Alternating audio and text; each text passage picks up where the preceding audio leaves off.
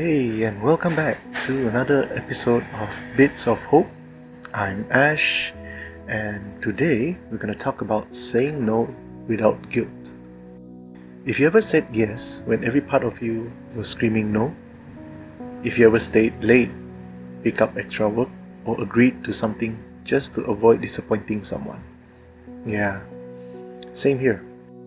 I used to think that saying no meant I was being selfish or unkind. If I set a boundary, people would stop needing me. But here's what I've learned.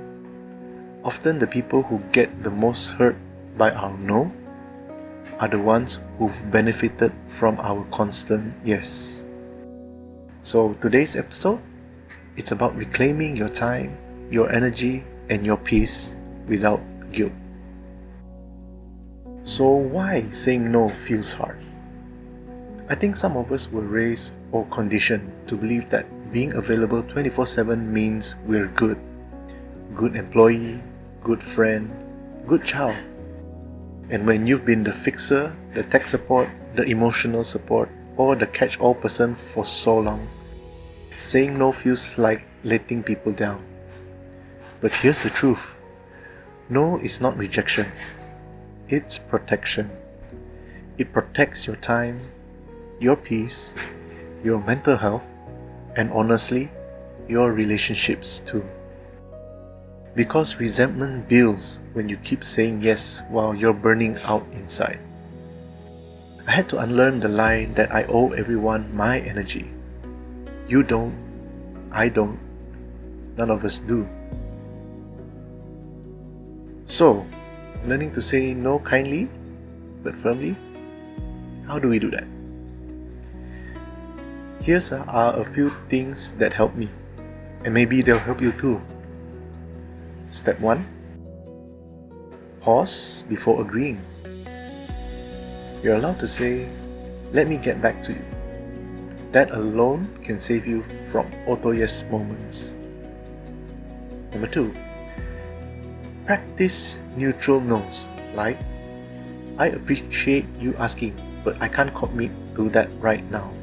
Or, "That doesn't work for me, but I hope it goes well." And lastly, don't over-explain. Guilt makes us explain ourselves too much, but no doesn't need a paragraph.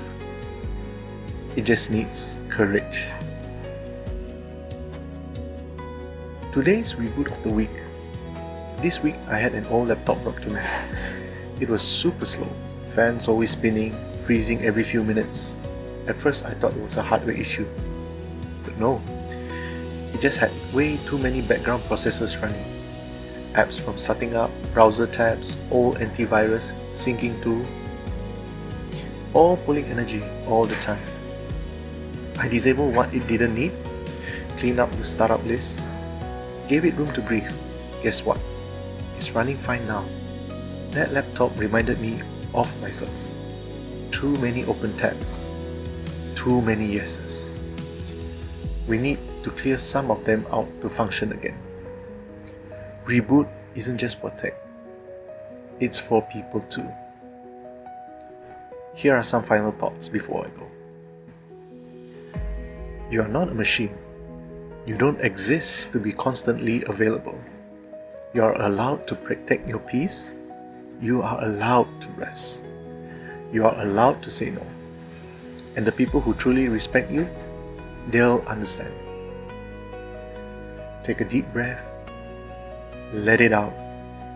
Say it with me. No is enough. You've got this.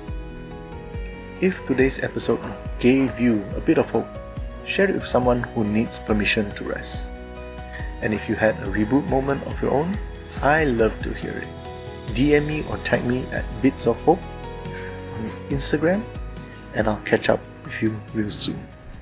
Have a good week.